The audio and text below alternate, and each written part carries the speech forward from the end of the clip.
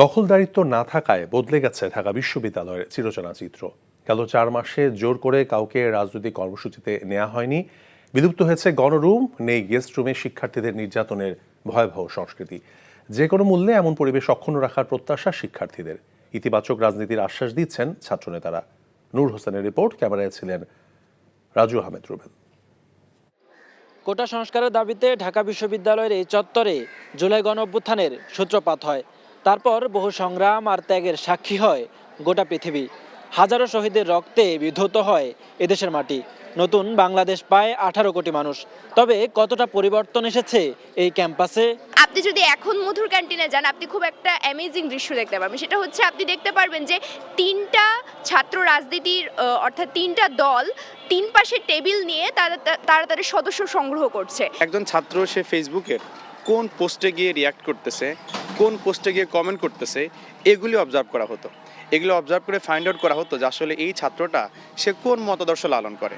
একই সঙ্গে শিক্ষার্থীরা বলছেন, দীর্ঘদিন ক্ষমতাসীন ছাত্র সংগঠনের দখলদারিতে থাকা হলগুলো এখন অনেকটাই দখলমুক্ত, চলছে প্রশাসনের নিয়মে। একটা শিক্ষার্থী যখন হলে উঠতো তাকে নিয়মিত গেস্ট রুম করতে হতো, প্রোগ্রাম করতে হতো, এমনকি হল গেটে তাকে ভয় নিয়ে চলতে হতো যে কোন ভাই কোন দিক থেকে দেখে ফেলে। তবে ক্যান্টিনে খাবারের মানসহ বেশ কিছু ইস্যুতে এখনও অসন্তোষ আছে শিক্ষার্থীদের মাঝে, যে কারণে বিশ্ববিদ্যালয়ের ছাত্র রাজনীতির আমূল সংস্কার চান সাধারণ ছাত্রছাত্রী সহ ছাত্র সংগঠনের নেতাকর্মীরাও।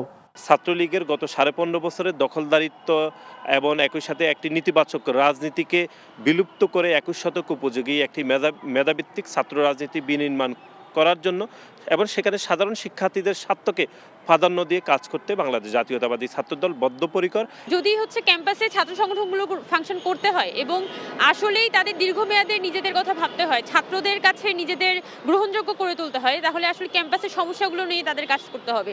শুধু দখলদারিত্ব নয়, সব অনিয়ম এবং সন্ত্রাসমুক্ত নিরাপদ ক্যাম্পাস গড়ে তুলতে শিক্ষার্থীদের পাশে থাকার প্রত্যয় ব্যক্ত করছেন ছাত্র সংগঠনগুলোর নেতারা। 15 বছরে একটা বড় প্রজন্ম তৈরি হয়ে গেছে, যে প্রজন্ম কোনো সময়ই ছাত্র রাজনীতির ভালো দিকটা দেখেনি। যৌক্তিক সংস্কার যেগুলো হওয়া দরকার, ছাত্র বান্ধব, এটা যদি না নিয়ে আসে তাহলে আমার মনে হয় যে ছাত্র শিবিরের মতো একটা ছাত্র সংগঠন বা 2-4টা ছাত্র সংগঠনই পুরো ছাত্র জনতার ভিতরের ভয়টাকে দূর করতে খুব একটা পারবে বলে আমার মনে হয় না। সৌহার্দ্য, সহনশীলতা সহ ভিন্নমত গ্রহণ করার মানসিকতা নিয়ে সুস্থ ধারার রাজনৈতিক চর্চার মধ্য দিয়ে শিক্ষার সুষ্ঠু পরিবেশ তৈরি হবে, এমন প্রত্যাশা শিক্ষার্থীদের।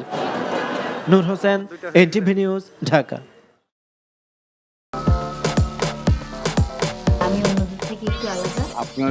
আমার অনেক পছন্দ, মানে আমি তোমার ছাড়া কাউরে কোনোদিন ভালোবাসিনি। এই পুকুরটা তোমাকে লিজ নেওয়ার ব্যবস্থা করে দেবো।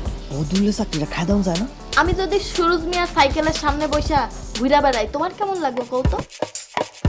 তুমি তোমার স্বামীর নিয়ে এত আহ্লাদ করতেছো, আর ওইদিকে বলে আমার সকাল হয় না, রাইতের আন্ধার হয়।